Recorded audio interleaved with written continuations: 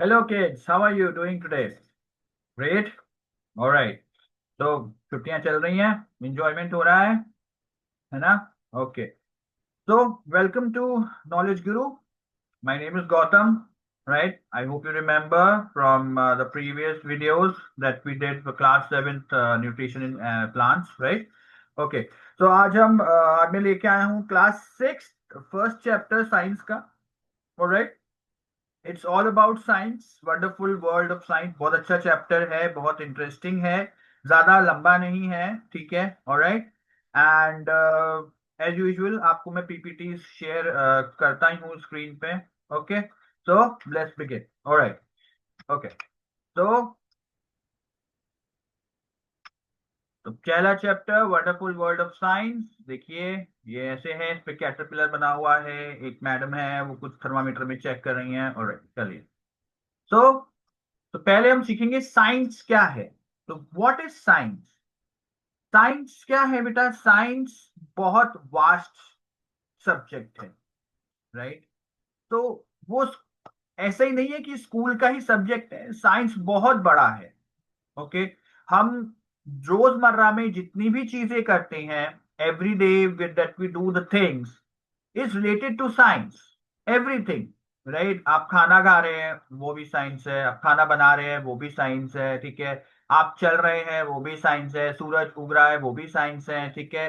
रात हो रही है वो भी साइंस है। So everything is science in your daily life. Alright. तो साइंस क्या बनाती है आपको? साइंस आपको क्यूरियस बनाती है, राइट? आपको क्यूरियस बनाती है कि ऐसा क्यों हो रहा है, ऐसा क्यों, ऐसा हमने क्यों क्यों करा। This is all about curiosity.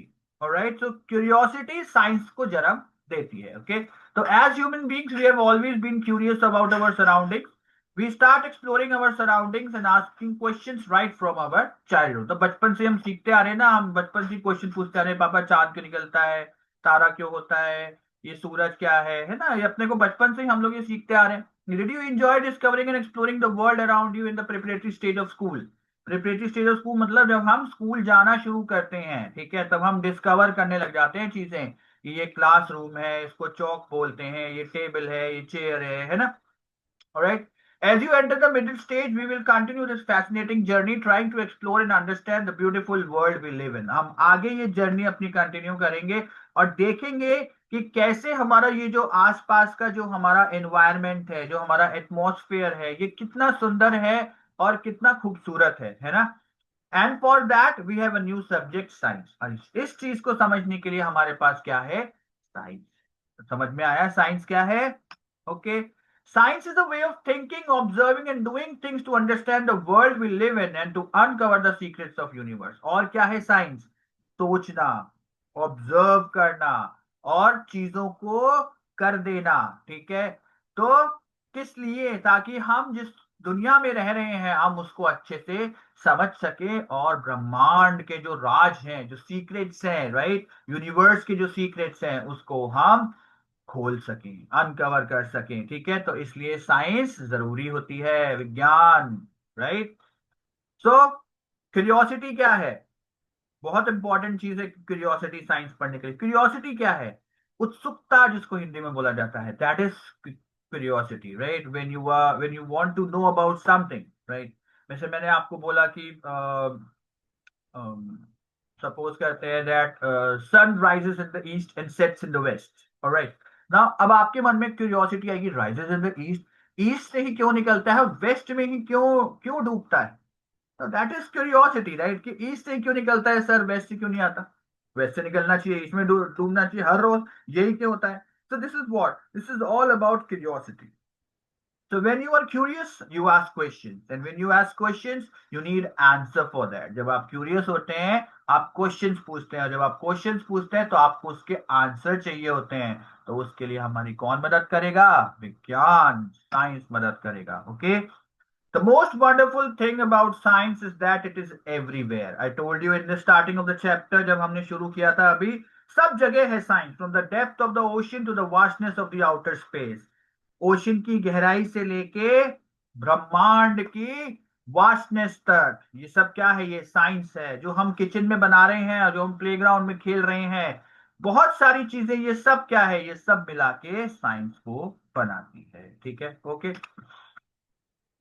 Science एक जिक्सॉ पजल है। जिक्सॉ पजल क्या होता है, आपने बचपन में कभी खेला होगा कि वो जैसे एक एक पिक्चर ये है, एक पिक्चर ये है, एक पीस ये है, उन पीस को जोड़ जोड़ के कुछ बनाओ, तो वो पजल कहलाता है। अब ये पजल का यहाँ पे क्या मतलब हो गया भाई, साइंस पजल कैसे है।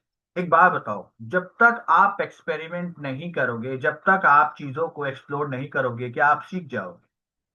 नहीं ना, नहीं, नहीं सीख पाते। जब तक हम चीजों को खुद एक्सप्लोर नहीं कर लेते तब तक हम सीख ही नहीं सकते। अगर मैं आपको बस ये बोल देता कि भैया ये देखो पेन है, ये पेंसिल है, ये ऐसे काम करता है, और आप बोलते हाँ ठीक है चलो हो गया, तो क्या बात वहीं पे रुक जाती? नहीं, हमको देखना था कि पेन में इंक कहाँ होती है। आपने बोला है कभी ऐसे, जब आप छोटे थे पेन खोल के फूंक मार के कभी चलाया है सर्दियों में पेन को? चलाया होगा, आई एम श्योर, राइट?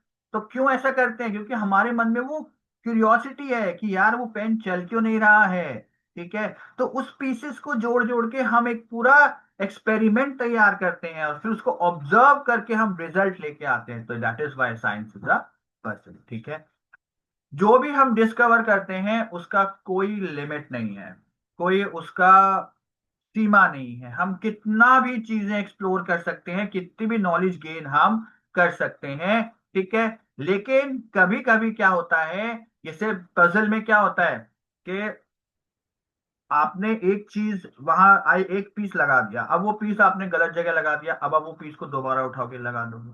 ऐसा ही साइंस में करना होता है। हमने एक बार एक्सपेरिमेंट करा, विफल हो गया, अब हम क्या करेंगे, हम देखेंगे हमने कहाँ विफल ऐसे, why why do we failed, what was the reason behind that, हम फेल क्यों हुए, एक्सपेरिमेंट क्यों हमारा सही नहीं हुआ, उसके पीछे कारण क्या है, वो कारण ढूंढ के हम उसको ठीक करेंगे। तो ये कहलाती है बेटा साइंस। समझ में आ गया? आगे चलें। Very good, okay, perfect. Alright, next, exploring our home planet earth, पृथ्वी। अब पृथ्वी क्या है सर? पृथ्वी एक ग्रह है, बहुत बढ़िया बात है। Yes, earth is a planet, right, one of the planet in the solar system. ऐसी दिखती है हमारी अर्थ, है ना? अब क्यूरियोसिटी होनी चाहिए। क्या क्या आपका क्वेश्चन बनना चाहिए? क्वेश्चन बनना चाहिए, सर एक बात बताइए, ये जो हमारी अर्थ है, ये सिर्फ नीली क्यों दिख रही है? भाई अर्थ पे तो लैंड भी है, अर्थ पे तो पेड़ भी है, अर्थ पे फॉरेस्ट भी है, तो ग्रीन भी दिखनी चाहिए, ब्राउन भी दिखनी चाहिए, सर ये नीली क्यों दिखती है? ठीक है, तो उसका कारण क्या है बच्चा लोग? उसका कारण ये है कि हमारी जो अर्थ है ना, वो 70% पानी से बनी। हमारी जो अर्थ है वो 70% पानी से बनी हुई है। अब जब ऊपर सैटेलाइट क्या करती है, अर्थ के ऊपर का ही तो लेती है ना? वो ऊपर का लेती है, तो जब वो फोटो लेती है ऊपर से, तो अर्थ कैसी दिखती है उसको? ब्लू दिखती है, क्योंकि पानी ही पानी है।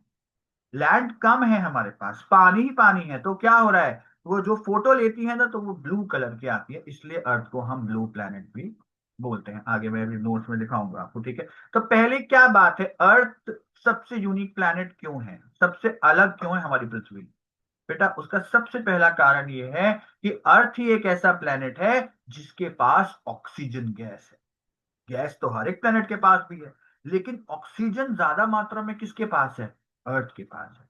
क्योंकि लाइफ को जीने के लिए या लाइफ के लिए हमको ऑक्सीजन की जरूरत है, जो कि वो ओनली अर्थ के पास रहती है। दूसरी बात क्या है, अर्थ के पास बेटा अपना खुद का एनवायरनमेंट या एटमॉस्फेयर है। क्यों? क्या होता है एटमॉस्फेयर, क्या जरूरत हुई एटमॉस्फेयर की, राइट? ये भी देखो एक क्वेश्चन है, एटमॉस्फेयर की जरूरत क्या है सर? एटमॉस्फेयर की जरूरत ये है कि उसके अंदर ना एक ओजोन लेयर होती है।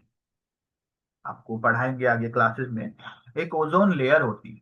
वो ओजोन लेयर क्या चीज करती है, जब हमारा जो सन होता है, जब वो रेस छोड़ता है ना, जब वो अपनी सन रेस छोड़ता है, जब वो अपनी हीट छोड़ता है, तो क्या होता है कि वो जो रेज होती है उसमें अल्ट्रा वायलेट रेज भी होती है। कौन सी रेज होती है बेटा? अल्ट्रा वायलेट रेज, यूवी उसको हिंदी में, इंग्लिश में शॉर्ट फॉर्म कहते हैं यूवी, अल्ट्रा वायलेट रेज। अब ये जो अल्ट्रा वायलेट रेज होती हैं, ये क्या करती हैं, ये सीधी आती है अर्थ। अब अगर वो सीधी अर्थ पे आएगी तो क्या होगा, हमको स्किन रैशेस हो जाएंगे। ठीक है, पौधे जल जाएंगे, क्योंकि वो बहुत तेज होती है अल्ट्रा वायलेट रेज, और वो is not good for humans and plants, for living things. ठीक है, तो वो क्या करता है, जो ओजोन लेयर है, acts like a soldier at the border. जैसे बॉर्डर पे हमारे जवान भाई रक्षा करते हैं हमारे देश की, वैसे वो जो ओजोन लेयर है वो क्या चीज करती है, उस सन की रेज को रोक के फिल्टर करके फिर हमारे पास भेजती। ठीक है। तो वो ओनली अर्थ के पास नहीं है, क्योंकि अर्थ के पास में अपना खुद का एटमॉस्फेयर। ठीक है। और तीसरी बात यह है कि अर्थ पे पानी है, तो इस वजह से भी अर्थ हमारा एक यूनिक प्लेनेट है। ओके। ठीक है। तो variety of life on earth है, प्लांट्स हैं, एनिमल्स हैं। ठीक है। अलग अलग जगह पे रहते हैं। हमने सीड को उड़ते हुए देखा, सीड को उगते हुए देखा, सॉरी, कैटरपिलर को ट्रांसफॉर्म होते हुए देखा। तो जो कैटरपिलर जब ट्रांसफॉर्म होता है, that process is called as metamorphism. क्या कहलाता है? मेटामॉर्फिज्म। क्या होता है वो? मेटामॉर्फिज्म। ठीक है। मेटामॉर्फिज्म का मतलब क्या है? जब आपका जो यंग वंस है, या आपका जो लार्वा है, ठीक है, जो इंसेक्ट का लार्वा है, जब वो बड़ा हो, जब वो बड़ा हो, तो बिल्कुल ही अलग हो अपने एडल्ट से। ठीक है। जो लार्वा है जब वो अपने एडल्ट से बिल्कुल ही अलग होता है, तो क्या होता है, उसमें कुछ चेंजेस आते हैं धीरे धीरे करके। ठीक है। या फिर मैं ये कहूं कि जो एडल्ट होता है वो लार्वा से बिल्कुल अलग होता है, तो उसमें कुछ चेंजेस आते हैं, उनको ड्रास्टिक चेंज बोलते हैं, सडन चेंज। ठीक है। तो जैसे ही वो चेंजेस आते हैं, तो जो एडल्ट होता है वो लार्वा से बिल्कुल डिफरेंट होता है, या अपने यंग वन से बिल्कुल डिफरेंट होता है। That process is known as metamorphism. ठीक है ना। अब आपने बटरफ्लाई का देखा होगा, देखो क्या होता है। पहले कैटरपिलर होता है, राइट, फिर वो कोकून बनाता है, फिर वो प्यूपा बन जाता है। ठीक है। फिर प्यूपा फटने के बाद में बटरफ्लाई निकलता है। तो ये क्या है? ये सडन चेंजेस हैं। This is called as metamorphism. Alright. Okay. तो मैंने आपको बता ही दिया, ब्लू प्लेनेट है, 70% of the earth is covered in water, as we see from the space we can only see this. Alright. अभी जो 70% है बेटा, इस 70% में देखो, आगे आगे आगे बढ़ते हैं। तो importance of food and water, खाना और पानी क्या है? तो हमको जीने के लिए खाना चाहिए। ठीक है। उसके बाद में, क्योंकि हमारी इंडिया जो है वो बहुत ही डाइवर्स कंट्री है, right. Just give me 1 minute.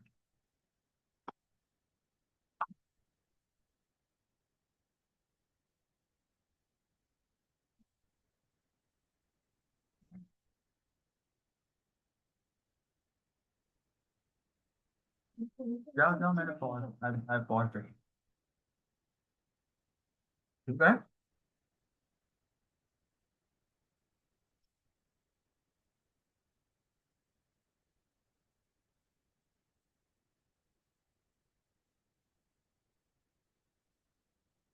Just give me a moment.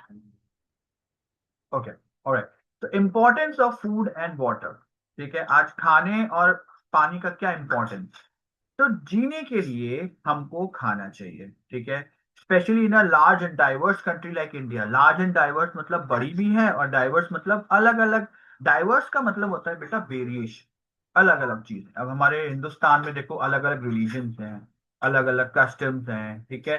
तो डाइवर्स कंट्री और लार्ज कंट्री इंडिया में, जैसे कि इंडिया में फूड जो है वो हमको ग्रो करने के लिए चाहिए। ठीक है। फूड बहुत अच्छी चीज है। पूरे कंट्री में डिफरेंट डिफरेंट कुजीन्स, कुजीन्स मतलब तरीके, तरीके तरीके के फूड हैं, अलग अलग टाइप के फूड है। कहीं छोला भटूरा फेमस है, कहीं की छाछ फेमस है, कहीं का ढोकला फेमस है, कहीं पे दाल बाटी चूरमा फेमस है। These are cuisines. ठीक है। और टेस्टी डिशेज है ना। ये फूड हो गया। अब फूड चाहिए क्यों? खाना क्यों चाहिए भाई? खाना एनर्जी के लिए चाहिए। ठीक है। आपने देखा होगा, जब हम कभी फास्ट करते हैं या व्रत करते हैं, तो दिन भर थोड़ा सा ना डल रहता है। ठीक है। एनर्जी नहीं होती। क्यों नहीं होती? क्योंकि हमारे शरीर में कुछ नहीं जा रहा है। ठीक है। हम बस पानी पी रहे हैं या फ्रूट्स खा रहे हैं। ठीक है। तो उससे क्या हो रहा है, शरीर को पूरा पोषण नहीं मिल पा रहा है उस दिन के लिए। तो जब एनर्जी होती है वो हमको किससे मिलती है? सर, फूड से मिलती है, जो कि ह्यूमन बॉडी के लिए जरूरी है। ठीक है। ओके। जो भी जरूरी न्यूट्रिएंट्स होते हैं, अब न्यूट्रिएंट्स क्या हैं?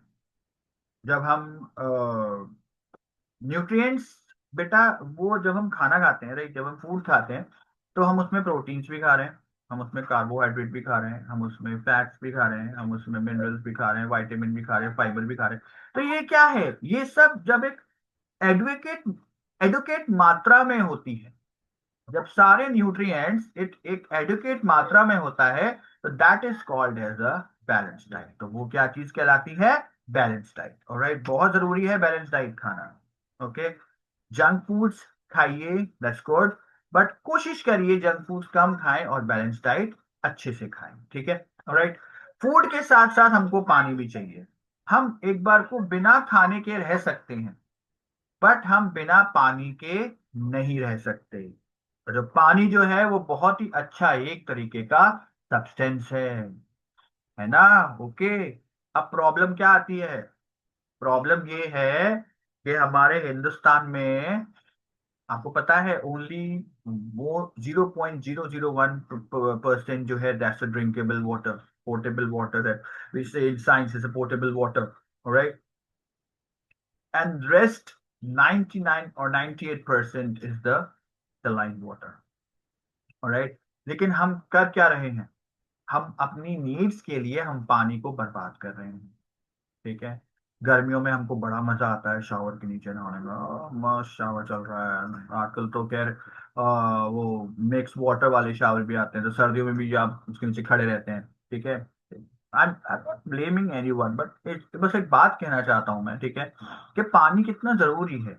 अब उस 0.001% में से अगर आप नहाने के लिए भी इस्तेमाल कर रहे हैं, ठीक है, आप कपड़े धोने के लिए भी इस्तेमाल कर रहे हैं, आप अपने सब काम के लिए उसी पानी का यूज करें, तो सोचिए वो पानी कब तक टिकेगा, ठीक है? ऊपर से क्या हो रहा है? डिफोरेस्टेशन बहुत ज्यादा बढ़ गया है आजकल, ठीक है? पॉल्यूशन, ग्लोबल वार्मिंग क्यों हो रही है? Any reason? Anybody knows the reason? Right, पता होगा सबको, I am damn sure, right? कि क्यों हो रही है ग्लोबल वार्मिंग? ग्लोबल वार्मिंग इसलिए हो रही है बच्चा लोग, क्योंकि हम पेड़ काट रहे हैं, हम डिफोरेस्टेशन कर रहे हैं। जब डिफोरेस्टेशन होगा तो पेड़ नहीं होगा, पेड़ नहीं होंगे तो टेम्परेचर कौन बैलेंस करके चलेगा? ठीक है, आप और हम तो करेंगे नहीं, पेड़ ही करते हैं, राइट? पेड़ को हम ग्रीन लंग्स भी बोलते हैं, ऑक्सीजन प्रोवाइड करा रहे हैं, वो बारिश कराते हैं टाइम टू टाइम, है ना? लेकिन जब वो ही नहीं रहेंगे तो बारिश ही नहीं होगी। जब बारिश नहीं होगी तो ग्राउंड वाटर क्या होगा? धीरे धीरे उसकी डेप्थ गिरती जाएगी, और जब उसकी डेप्थ गिरती जाएगी तो फ्रेश वाटर खत्म होता जाएगा। और देख लीजिएगा, वो टाइम आ ही गया है। देखिए, आज भी हमको कभी पानी की कटौती होती है तो हमको पैसों में पानी खरीदना पड़ता है, ठीक है? सो इसको अवॉइड करने के लिए कंजर्व करिए पानी को, तरीके अपनाइए कंजर्व करने के, प्रैक्टिसेस अपनाइए, गुड गुड प्रैक्टिसेस अपनाइए, लाइक रेन वाटर हार्वेस्टिंग है, ठीक है? बारिश का पानी इकट्ठा कर लीजिए। आजकल हर एक जो भी नए नए जो नक्शे पास हो रहे हैं घर के, उनमें क्या हो रहा है? नीचे एक बोरवेल के लिए जगह दी जाती है, ठीक है? That is for storing the rain water, alright? So this is how you can conserve the water. Use उतना ही करिए जितना आपको चाहिए, उससे ज्यादा यूज मत आप करिए, ठीक है? ऑलराइट, ठीक है? तो that is how we can save the water. Okay, let's get back on the topic. So water has three states. पानी के तीन रूप होते हैं भैया। पहला रूप सॉलिड, ठोस। सॉलिड में क्या होता है? आइस, हमारी बर्फ, वो सॉलिड हो गई। दूसरा रूप क्या है? लिक्विड, तरल। अब तरल क्या होगा? वो बहेगा, ठीक है? और तीसरा रूप क्या है? वाष्प, मतलब gas, vapour, steam, alright? So solid, liquid and gas. Okay, अब कैसे चेंजेस होते हैं इसमें? हमने क्या करा? हमने पानी लिया, अभी पानी लिक्विड है, हमने उसको फ्रिज में रख दिया, वो जम गया, जम गया तो क्या हो गया? सॉलिड बन गया सर, वो आइस, ऑलराइट? सॉलिड को हमने क्या करा? बाहर निकाल दिया थोड़ी देर के लिए, तो वो पिघलने लगा। या मैं कहूँ कि उसको हमने एक पतीले में रख दिया और नीचे से हल्का हल्का टेम्परेचर बढ़ा दिया, तो वो हीट होने लगा, वो मेल्ट हो गई, ठीक है? तो पहला प्रोसेस क्या था? फ्रीजिंग। फ्रीजिंग में हम क्या चीज कर रहे हैं? हम उसको ठंडा करके सॉलिड बना रहे हैं। दूसरा प्रोसेस क्या है? मेल्टिंग। मेल्टिंग में हम क्या चीज कर रहे हैं? उसको, बर्फ को मेल्ट कर रहे हैं हीट देके, ताकि वो पानी बन जाए। तीसरे प्रोसेस प्रोसेस में क्या होगा? हम टेम्परेचर बढ़ा देंगे, we will increase the temperature, and the liquid will start boiling, and after some times of boiling it may be possible it won't boil as well, ठीक है? अगर लिक्विड का मतलब बॉयल नहीं करेगा तो क्या होगा? सीधे it will become into vapour and go into the atmosphere. That is called as a gaseous state. All right. So solid, liquid, gaseous. These three are the states of water. ये तीन रूप हैं पानी के। ओके, आइए बात समझ में, ठीक है? तो फ्रीजिंग टेम्परेचर कितना होता है जिसमें फ्रीज होता है? 0 degree Celsius. Okay, alright. Heating जब हम टेम्परेचर बढ़ाएंगे तो हीट होना शुरू शुरू होगा, ठीक है। मेल्टिंग पॉइंट सबका अपना अलग अलग होता है, ठीक है। एंड अब हमको क्या करना है, हमने वेपर्स बना लिए, ठीक है। बॉइलिंग पॉइंट कितना होता है, 100 डिग्री सेल्सियस। वो अभी मैं आपको दिखा दूंगा नीचे नोट्स में, ठीक है। ध्यान रखने वाली बात है, melting point 0, freezing point 0 degree, boiling point 100 degree, okay. अब क्या करा, हमने वेपर्स बना लिया। अब हमको चाहिए कि उन वेपर्स से हमको पानी चाहिए दोबारा। आपने कभी देखा है जब हम गर्मियों में ठंडा पानी पीते हैं, तो जब फ्रिज से हम ग्लास निकालते हैं तो वो बहुत चिल्ड होता है। अब वो जो ग्लास होता है उसके आसपास क्या होता है, थोड़ी देर बाद ना छोटी छोटी बूंदें आनी शुरू हो जाती हैं। वो क्या है, वो जो एटमॉस्फेयर में पानी जा रहा है वो फ्रीज होके ना क्या हो रहा है, हल्के हल्के बूंदों में बन जाता है। That is called as condensation, ठीक है। वो प्रोसेस बहुत बड़ा है, ने आगे क्लासेस में आपको समझाया जाएगा कंडेंसेशन के बाद। अभी आप इतना समझिए कि जब हमको वेपर से दोबारा लिक्विड बनाना है तो वो प्रोसेस हमारा कहलाता है कंडेंसेशन। एग्जाम्पल मैंने आपको दे दिया है, ठीक है। ये बॉइलिंग पॉइंट मैंने आपको बता ही दिया, ठीक है। ये अभी मैंने आपको बताया था, वाटर एक रिन्यूएबल सोर्स है। इसका मतलब ये नहीं है कि हम जैसा उसको चाहेंगे इस्तेमाल करेंगे। अगर हमको अपनी फ्यूचर जनरेशन के लिए पानी बचा के रखना है तो हम उसको बड़े केयरफुल तरीके से इस्तेमाल करना चाहिए, ठीक है। अब बात ये आती है कि सर आप ground water ground water ground water कह रहे हो, फ्रेश वाटर रेन कह रहे हो, रेन कैसे होती है, होती कैसे है बारिश, ठीक है। तो वो प्रोसेस क्या होता है, वाटर साइकिल। देखो मैं आपको एक्सप्लेन कर देता हूँ फटाफट जल्दी से। पानी आया, सड़क पे पानी है, ठीक है। पडल्स हैं पानी के, बहुत सारा पानी है। सूरज निकला, सूरज की हीट पड़ी उस पे पानी पे, राइट। जैसे ही हीट पड़ेगी तो पानी क्या होगा, इवेपोरेट होना शुरू होगा, सर सूखेगा, है ना। वो वेपर बनना शुरू हो, वेपर बन के अभी मैंने बताया वो कहाँ जाएगा, सर एटमॉस्फेयर में जाएगा, ठीक है। एटमॉस्फेयर में पहुंच गया वेपर, ठीक है। अब ऊपर जाके क्या होगा, वो कूल डाउन हो जाएगा बिल्कुल। अभी जैसे अपन ने कंडेंसेशन, वो पानी वाला मैंने आपको बताया था, थोड़ी थोड़ी ड्रॉप्स आती हैं ऊपर जाती है, क्या हो जाएगा, जो वेपर है वो कूल डाउन हो जाएगा, ठीक है। अब जहां ज्यादा सर्दी होगी वहां पे क्या होगा, वो जम के स्नोफॉल बन जाएगा। जहां ज्यादा सर्दी नहीं होगी वहां पे क्या होगा, वो कूल होके ना छोटी छोटी ड्रॉपलेट्स में बन जाए, ठीक है। फिर क्या होगा, क्लाउड का फॉर्मेशन होगा, ठीक है। उसी से वेपर्स से क्लाउड का फॉर्मेशन होगा। अब क्या होगा, जो वेपर्स लिक्विड बन गए हैं और जो क्लाउड बने हैं वो उसको होल्ड करेंगे, क्लाउड वेपर्स को होल्ड करेंगे। लेकिन अब बहुत समय तक जब वो होल्ड कर लेंगे तो क्या होगा, एक समय ऐसा आएगा तब वो होल्ड नहीं कर पाएंगे, जो क्लाउड्स है वो बहुत भारी हो जाएंगे, ठीक है। तो क्या होगा, फिर वो प्रेसिपिटेशन के द्वारा रेन जो है हमारी नीचे धरती पे आ जाएगी। तो क्या हुआ, heating, evaporation, right, condensation and precipitation. Heating, evaporation, condensation, precipitation. Precipitation में वही बात, अगर ज्यादा ठंड है तो स्नोफॉल हो सकती है, अगर ज्यादा कूल हो गया है तो हेल भी गिर सकता है, ओले जिसको बोलते हैं, या फिर सिंपल प्रेसिपिटेशन जो हमारी बारिश होती है, ओके। वाटर साइकिल क्लियर हो गई, समझ में आ गया, ऑलराइट, वेरी गुड। तो ऐसे जो होता है पानी रिप्लेनिश होता है ग्राउंड में, ओके। आज हम रैप अप करते हैं यहाँ पे, ओके। नेक्स्ट क्लास जब होगी हमारी तब हम टेम्परेचर के बारे में सीखेंगे। आज हमने जितना पढ़ा है वो सारा आप रिवाइज करके रखेंगे, ओके। जो भी डाउट होगा please again I am telling you, like करें, ठीक है, सब्सक्राइब करें, और जो भी डाउट है प्लीज कमेंट में जरूर पोस्ट करें ताकि मैं आपके डाउट्स क्लियर कर सकूं, ठीक है, ओके। चलिए नेक्स्ट क्लास में मिलते हैं, बाय टाटा, टेक केयर।